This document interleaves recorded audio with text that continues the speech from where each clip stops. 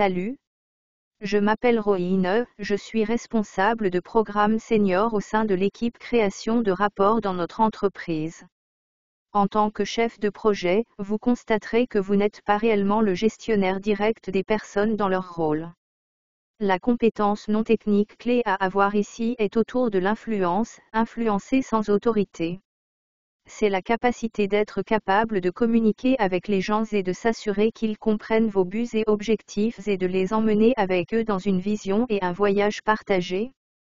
Lorsque je suis devenu chef de projet pour la première fois, l'une des erreurs que j'ai souvent commises a été d'essayer de tout faire par moi-même et de ne pas demander d'aide.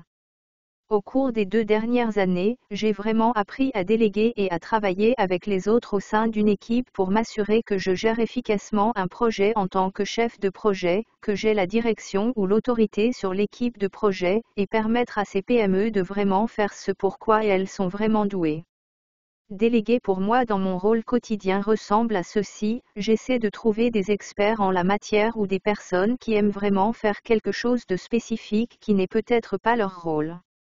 L'un des meilleurs conseils que j'ai jamais reçus d'un mentor était de trouver des personnes dans l'organisation qui aiment faire quelque chose et de leur déléguer votre travail.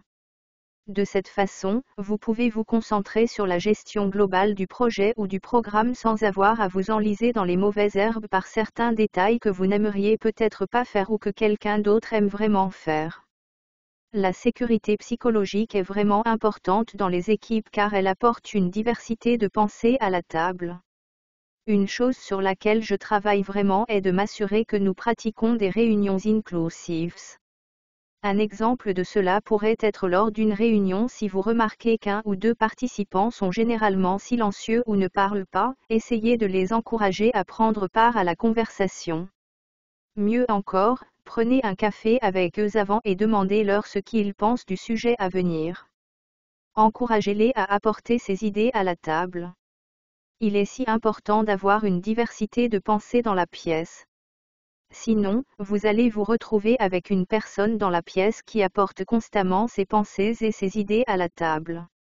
Ce n'est pas très diversifié. Une chose avec la sécurité psychologique est ce partenariat avec le mentorat et le parrainage.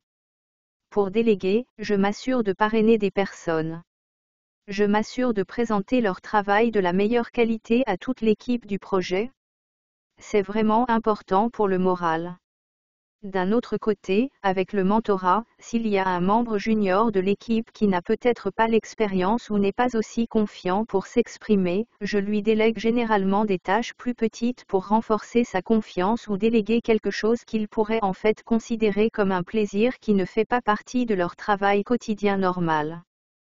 Trouver ces équilibres uniques est le meilleur moyen de déléguer et de prioriser.